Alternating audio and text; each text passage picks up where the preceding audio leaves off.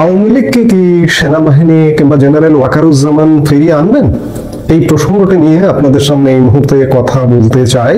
সাম্প্রতিক সময়ে বিশেষ করে সোশ্যাল মিডিয়ায় এই বিষয়টি কয়েকদিন ধরে আলোচনা দেখছি যে আওয়ামী লীগকে ফিরিয়ে আনবে বোধহয়, ক্যান্টনমেন্ট, দেশের সার্বিক পরিস্থিতি, এগুলো আওয়ামী লীগকে ফিরিয়ে এনে দেবে।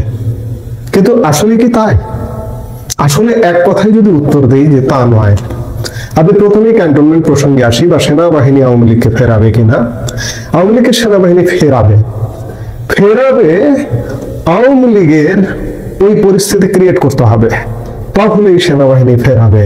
কিন্তু বিদ্যমান অবস্থায় যদি মনে করেন যে আওয়ামী লীগ আমি চুপচাপ, আমি আওয়ামী লীগের অনেক নেতা কর্মী আছি, বিদেশে গিয়ে বসে আছি, বসে নাকে তেল দিয়ে ঘুমাচ্ছি, আমাকে সেনাবাহিনী নিয়ে গিয়ে আবার ইনস্টল করে দেবে, এটি যদি কেউ মনে করে থাকেন তাহলে সম্পূর্ণ ভুল মনে করছেন। আওয়ামী লীগকে যদি সেনাবাহিনী ফেরাতো তাহলে 5 আগস্ট 2024 সালে আওয়ামী লীগ পতনের পেছনে একটা অন্যতম প্রধান ঘটক হিসেবে সেনাবাহিনী কাজ করতো না। যেভাবেই হোক, প্রভাবিত হয়ে হোক আর যেভাবেই হোক, আওয়ামী লীগের পতন ঘটেছে সেনাবাহিনীর প্রত্যক্ষ সহযোগিতায়।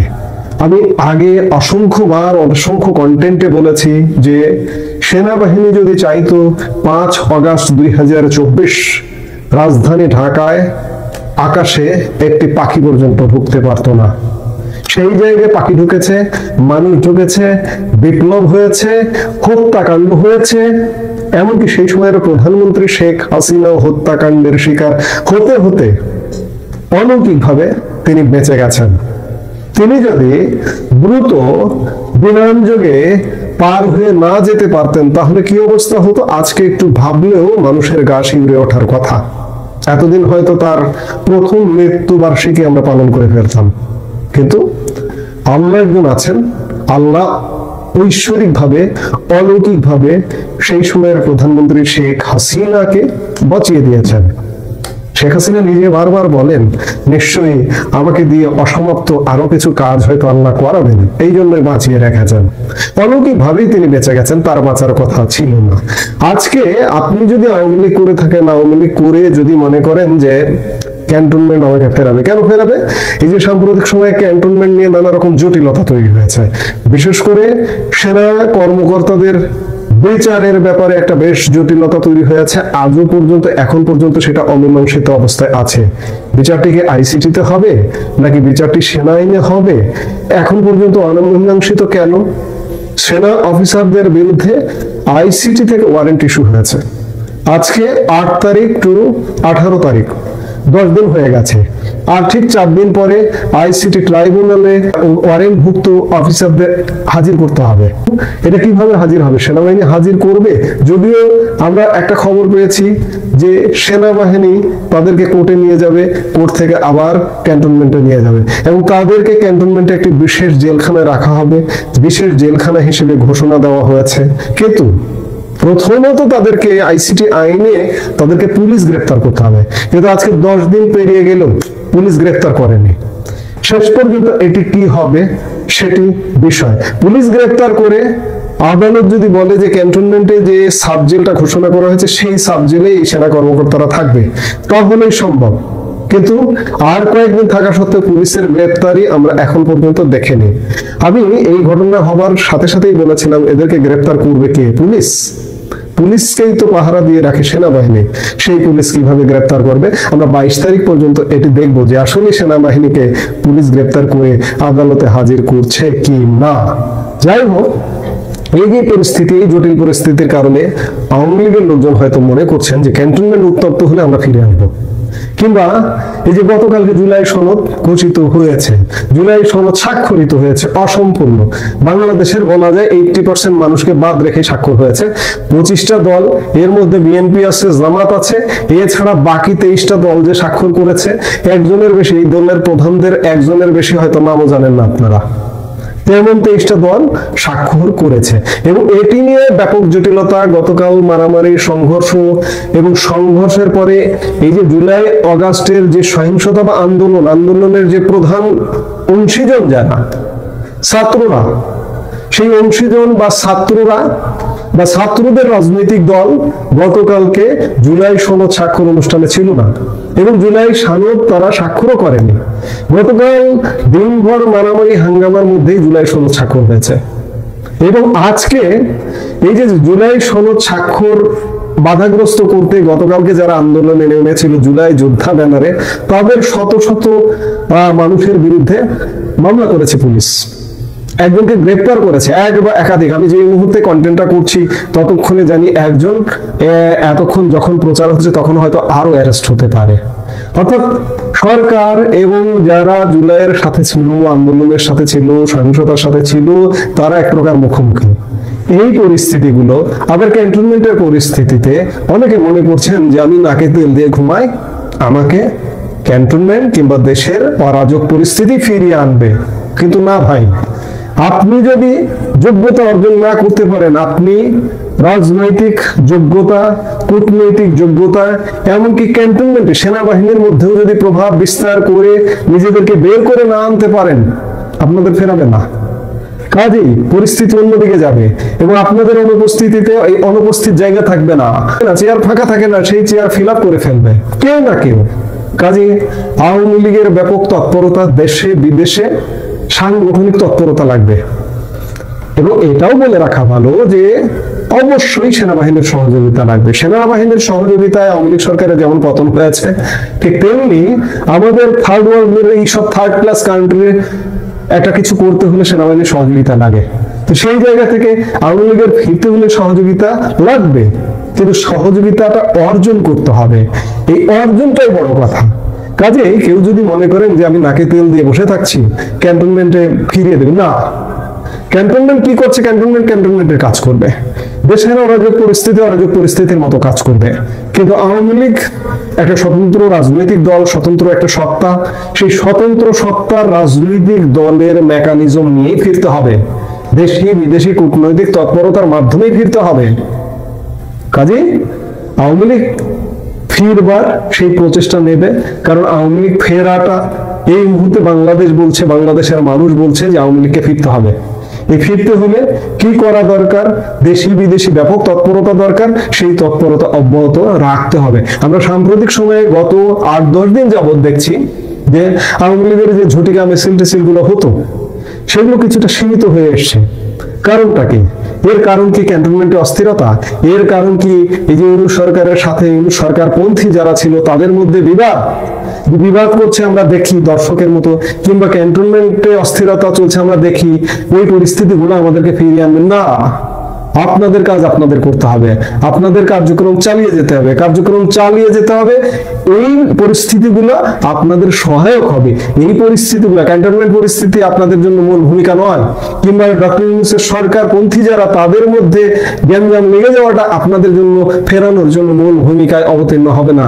মূল ভূমিকায় অবতীর্ণ হতে হবে আপনাদের নিজেদেরকেই। নিজের আলোয় জ্বলে উঠতে হবে, চাঁদ হলে হবে না, সূর্য হতে হবে। চাঁদের নিজস্ব কোনো আলো নেই, সূর্যের আলো আছে।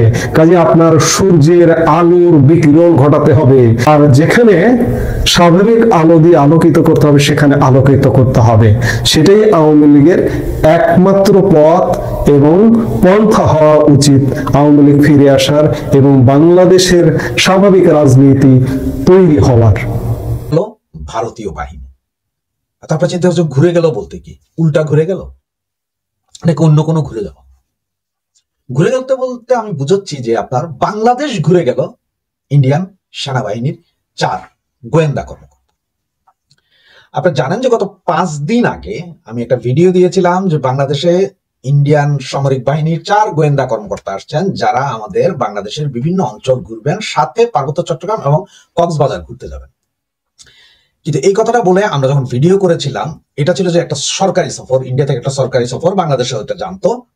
শুধু ইন্ডিয়ান সেনাবাহিনী যে বাংলাদেশে আসবে এইটা বিভিন্ন জায়গায় যেখানে যেখানে ঘুরবে সেখানে চিঠি পাঠিয়ে দেওয়া হয়েছিল বাংলাদেশ সেনাবাহিনীর পক্ষ থেকে।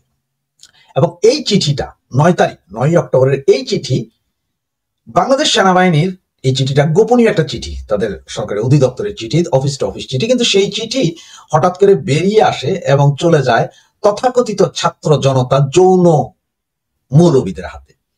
তখন থেকে তারা গুটি পাকাতে থাকে যে কিভাবে একটা কিছু করা যায়, কারণ তারা তো অলরেডি গত 15 মাস ইন্ডিয়ার বিরুদ্ধে ব্যাপক ঘৃণা ছড়িয়েছেন এবং অনেক কিছু করতে চাচ্ছেন, যে প্রয়োজনে এমনও বলেছেন যে তাদের ইন্ডিয়া আক্রমণ করার জন্য তাদের 50 লক্ষ লোকও তৈরি আছে, এই আছে সে আছে, অনেক কিছু বলে এমন একটা পরিস্থিতি সৃষ্টি করে রেখেছিলেন যে একটা যুদ্ধান্তেই ভাব।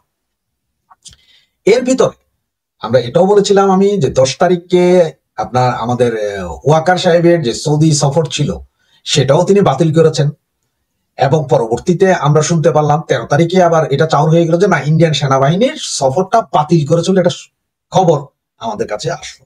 কিন্তু আসলে সেই সফরটা বাতিল ছিল না, সেই সফরটা বাতিল হয়েছে বলে এই খবরটা রটিয়ে দেওয়া হয়েছিল, যাতে ওই যে ইসলামিক যৌনতা যারা আছে তারা যাতে আবার একটা আন্দোলন তৈরি করতে না পারে, কারণ তারা ব্যাপক পয়সা করে খরচ করে মোটামুটি একটা আন্দোলন তৈরি করেছে, প্রয়োজন ইন্ডিয়ান সেনাবাহিনী যারা আসবে তাদেরকে ধরে মাইরা কাইটা মানে ফালাই দিবে এই অবস্থা।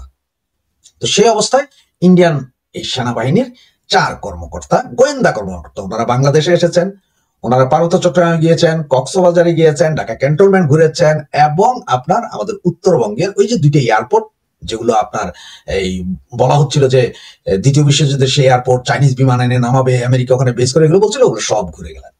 তাহলে ঘুরে যাওয়ার পরপরই আপনার আবার আমাদের অনেকে বলছে যে একসাথেই ছিলেন, আবার অনেকে বলছেন যে না, আমাদের সেনাপ্রধান আলাদা একাই গিয়েছিলেন ওই জায়গায়। কিন্তু আমাদের যতটুকু খবর তাতে সেনাবাহিনীর সেনা হেলিকপ্টারে ইন্ডিয়ান 4 গোয়েন্দা কর্মকর্তা সহ ওখানে গিয়েছিলেন, যেটার ভিডিও কিন্তু 100% ফুটেজ কেউ পায় নাই, ওনারা সহ ওখানে এয়ারপোর্ট ঘুরে এসেছেন। এখন আপনারা বলতে পারেন যে এতে ইন্ডিয়ান সেনাবাহিনী ঘুরে গিয়েছে, তাতে লাভ কি? দেখেন, গত 15 মাসের ভিতরে একমাত্র পাকিস্তানি আর আমেরিকান গোয়েন্দা কর্মকর্তারা সরাসরি আসতেছে যাইতেছে, এছাড়া ইন্ডিয়ান কোন বাহিনীর লোক এখানে সরাসরি ভাবে আসেনি। হ্যাঁ, রয়্যাল এজেন্ট আছে, হাজার হাজার রয়্যাল এজেন্ট আছে, ওগুলো চেনার কোনো উপায় নেই, তারা আছে এখানে। বাকি বাকি পাকি এজেন্ট, তারপরে চাইনিজ এজেন্ট এরাও আছে, আমেরিকান এজেন্টও আছে, কিন্তু সরাসরি ভাবে ওপেন ডিক্লেয়ার দিয়ে কেউ আসেনি, কারণ যেহেতু একটা সম্পর্ক খুব খারাপ দিক চলছে। আর এই আশাটার পেছনের কিন্তু একটু কারণ যদি আপনারা খতিয়ে দেখেন তাহলে আপনারা খুব ভালোভাবে বুঝতে পারবেন। এই যে ট্যারিফ নিয়ে যত গন্ডগোল চলতেছিল, এই চলতেছিল, কিছুদিনের ভেতরে কিন্তু এই যে কিছুদিন মানে আপনার 10 থেকে 12 দিন আগে ইন্ডিয়ান বলছি আমেরিকান প্রেসিডেন্ট বলছিল না, নরেন্দ্র মোদী আমার বন্ধু মানুষ, তার সাথে আমার দেখা হবে, এই বিষয়ে একটা ভালো ভাব।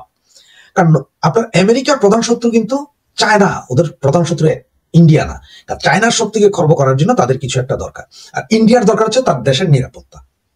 ইন্ডিয়ার রিয়েলি প্রয়োজন অন্য কিছু না, শুধু তার দেশের নিরাপত্তা, যে তার দেশে যাতে কোনো গন্ডগোল না হয়। দেখেন পাকিস্তান, তার পার্শ্ববর্তী রাষ্ট্র আফগানিস্তান, এই 3 বছরের ভিতরে মানে 9 বার যুদ্ধ হয়েছে, প্রতিদিনই তাদের বর্ডারে যুদ্ধ চলে। কিন্তু আপনারা যে চিন্তা করেন, বাংলাদেশের সাথে ইন্ডিয়া কিন্তু কখনো এইভাবে ফাইট করতে আসে না, যুদ্ধ করতে আসে না, কিন্তু পাকিস্তান করতে, শুধু এই হারামির জাত, এই পাকি জাত, তারা এসে আমাদের উপর তাবেদারি করবে, এইখান থেকে বৈশা অন্য দেশে আক্রমণ চালাবে, আর পার্শ্ববর্তী দেখে থাকবে, এটা তো হয় না।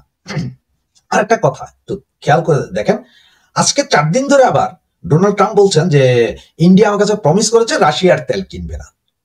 রাশিয়ার তেল কিনবে না না কিনবে, সেটা যেমন ইন্ডিয়া ভালো বুঝে এবং রাশিয়া বুঝে। এখন যদি বলে যে কিনবে না, এর পেছনে কি কোনো যুক্তি পান? দেখেন, এর পেছনে একটা যুক্তি আমি বলি। এমন হতে পারে যে ঠিক আছে, ইন্ডিয়া বলে যে আমি রাশিয়ার তেল কিনবো না, বা 50% কমাই দিব, আগে যেটা 2% ছিল সেই পার্সেন্টেজে নিয়ে যাবো, এখন তো 100% কিনে, তা কিনবো 2%, বাকি তোমার থেকে কিনবো। কিন্তু তুমি একটা কাজ করতে হবে, সেটা হচ্ছে যে বাংলাদেশ নিয়ে মাথা ঘামাইতে পারবে না, বাংলাদেশে আমি যারা চাই তারাই বসাই দিব, আমি যাকে চাই তারে বসাবো। কারণ এখন বাংলাদেশে আমি যারে চাই তারে বসাবো, তাহলে কি আছে? আমি যাকে চাই তাকে বসাবো, সেটা একমাত্র আছে আওয়ামী লীগ, সেটা একমাত্র আছে জননেত্রী শেখ হাসিনা, যে আমি ওনাকেই বসাবো, ওনাকেই চাই, কারণ উনি থাকলে আমার দেশ নিরাপদ। কারণ বিএনপি কে দেখে দিচ্ছে, জামাত তো হুমকি ধমকি দিচ্ছে। সুতরাং এখানে ইন্ডিয়া এখন যদি 100% যদি বলে যে আমি শেখ হাসিনাকেই চাই, সেভাবেই কাজ করতে হবে, সেভাবেই কাজ করবে। আমেরিকার ইন্ডিয়া যদি একসাথে কাজ করে হাত মিলিয়ে ফেলে, তাহলে পৃথিবীর কোনো শক্তি নেই আর আটকায় রাখবেন, যে কোনো মুহূর্তে যে কোনো অঘটন ঘটতে পারে। তাই বলছি, দেখেন, খুবই গোপনীয়তার সহকারে ইন্ডিয়ান সেনাবাহিনীর 4 কর্মকর্তা যেহেতু ঘুরে গেছে, এখন আরো ঘুরবে, আরো ঘুরবে, আরো ঘুরবে, কেউ ঘুণাক্ষরও টের পাবেন না যে কখন ঘুরছে, কখন আসছে, কখন যাচ্ছে, এটার কোনো খবর পাওয়া যাবে না। আর আমেরিকা এই মুহূর্তে ইউনুস গভর্নমেন্ট বা মুখ তমুক দিয়ে বসায় তো দেখলো বাইডেন, সুতরাং ডোনাল্ড ট্রাম্প ওটা মানে না, আর ইউনুসকে দিয়ে যে কিছু হবে না সেটাও জানে। আর আমেরিকার যা যা চাহিদা ছিল তাই ইউনুস গভর্নমেন্ট পূরণ করেই দিয়েছে অলরেডি। সুতরাং এরপরে এখন কে আসলো এই দেশে, কে ধরে রাখলো, সেটা কোনো দায়ী দায়িত্ব আর ইন্ডিয়ার নাই। তো বাংলাদেশের এই গত 15 মাসে বাংলাদেশের যে ক্ষতি হয়েছে, 50 বছর পিছিয়ে দিয়েছে বাংলাদেশকে, বাংলাদেশকে ট্র্যাক থেকে ফেলে দেওয়া হয়েছে। সুতরাং খুব সহসাই বাংলাদেশ আবার বাংলাদেশের ট্র্যাকে আসবে, বাংলাদেশ বাংলাদেশের মতোই চলবে। এই দেশের জনগণ আওয়ামী লীগকে ভালোবাসে, জননেত্রী শেখ হাসিনাকে ভালোবাসে।